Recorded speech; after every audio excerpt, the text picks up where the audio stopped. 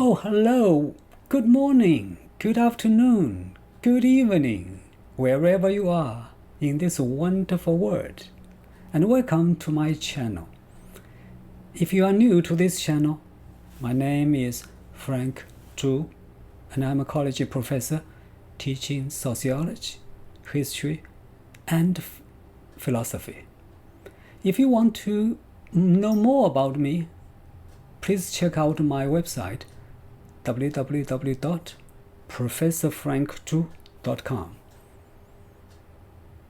Today's video is the first episode of my video series on philosophy, which is entitled Why You Should Ask and Answer the Biggest Philosophical Questions.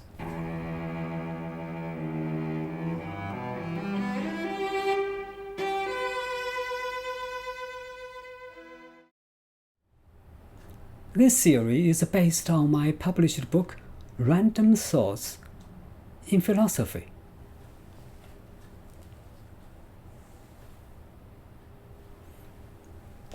I actually made a video on how I wrote and published this book.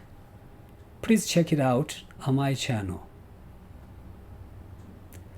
In every episode of this series, I focus on one philosophical question and try to present and discuss several different answers. All of the episodes are short videos.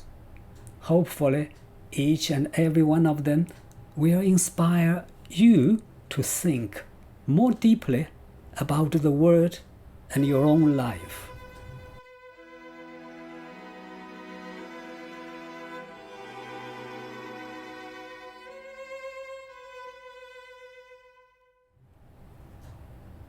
The major purpose of this video series is to attempt to answer and discuss some of the most fundamental questions in philosophy. To ask and answer those questions is not only a mental exercise in philosophical thinking and intellectual development, it is also extremely important to our own life, because how we answer those questions actually paves the way of our life. To put it another way, our life is shaped and determined by how we answer those big questions.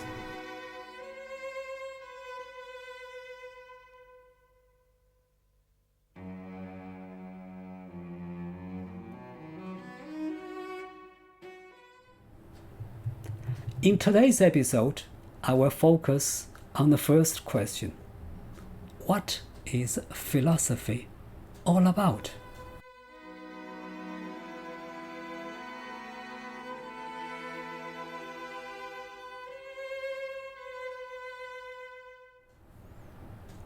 So, let's get started. Maybe you are a college student and you have just registered for a course in philosophy. Or you are someone with an interest in philosophy and want to read some books about it.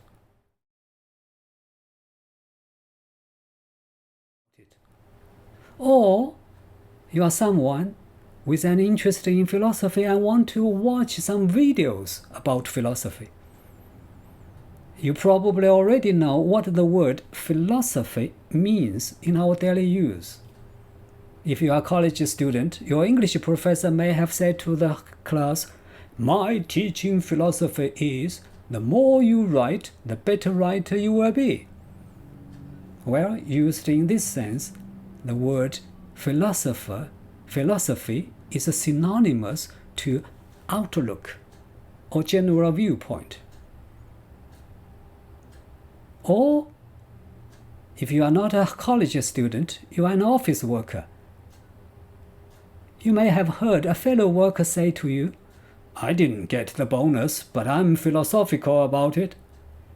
Well, in this sense, to be philosophical simply means to have a calm and passive attitude towards disappointments or difficulties.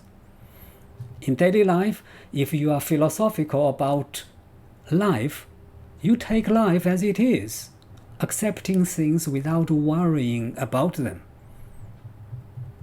However, your philosophy professor or philosophy book or a video about philosophy like this will not teach you how to take a passive attitude towards your own life or how not to worry about things.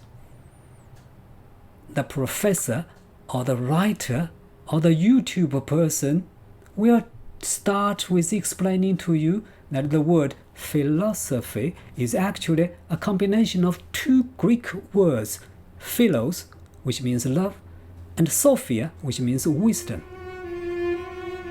So, literally, the word philosophy means the love of wisdom.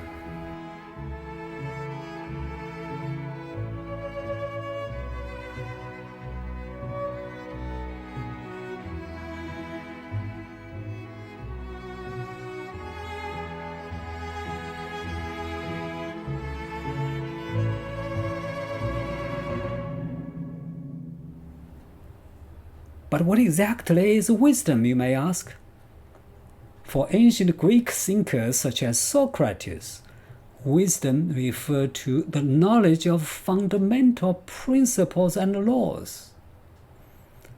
It was something that was basic and unchanging, as opposed to those things that were only transitory and ever-changing. To put it another way, for the ancient Greek philosophers, philosophy was knowledge of things as they really were, not as they appear to be. It is thus very important to know that you can only get the true knowledge of things when you don't take your life for granted.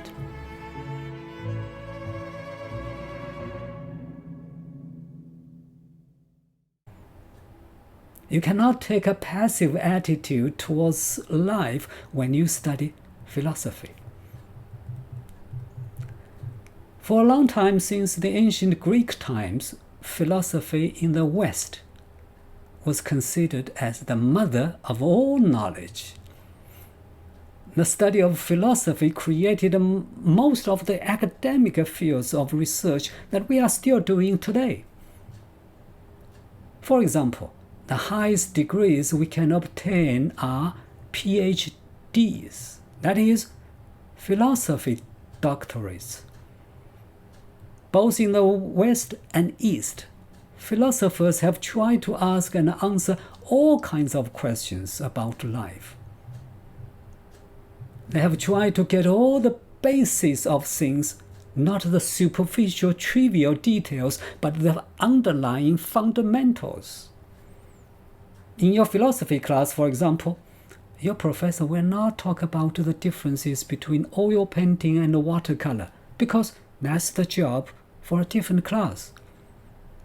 Instead, your philosophy professor will discuss what art is in general. In a philosophy class, you will learn fundamental principles in different fields by touching upon many branches of philosophy. What is reality? How do we know anything? What do we ought to do? What is the nature of correct reasoning? What is art? And so on and so forth.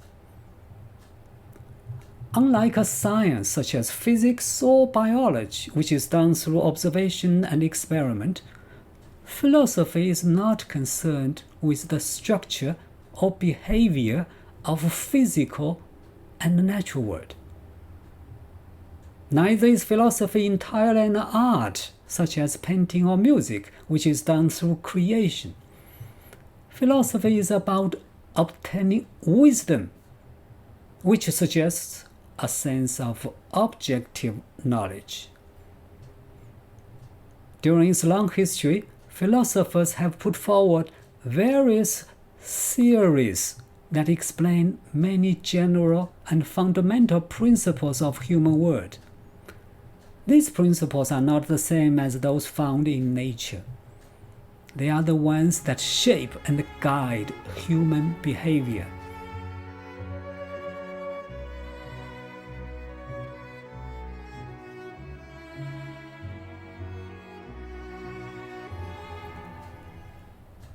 So when you study philosophy, you are taught and trained to think systematically and rationally about many questions.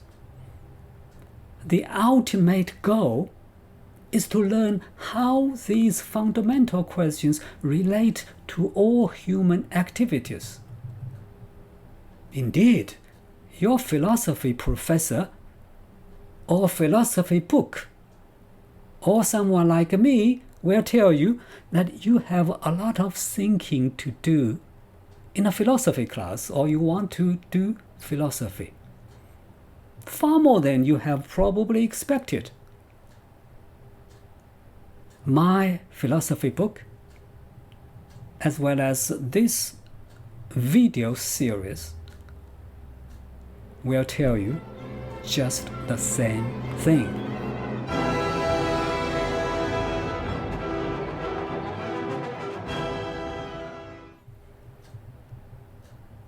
Well, that is all that I wanted to talk about in this video today. By the way, if you are interested in purchasing a copy of my book, Random Source in Philosophy, please go to www.amazon.com and search for Random Source in Philosophy by Frank Zhu.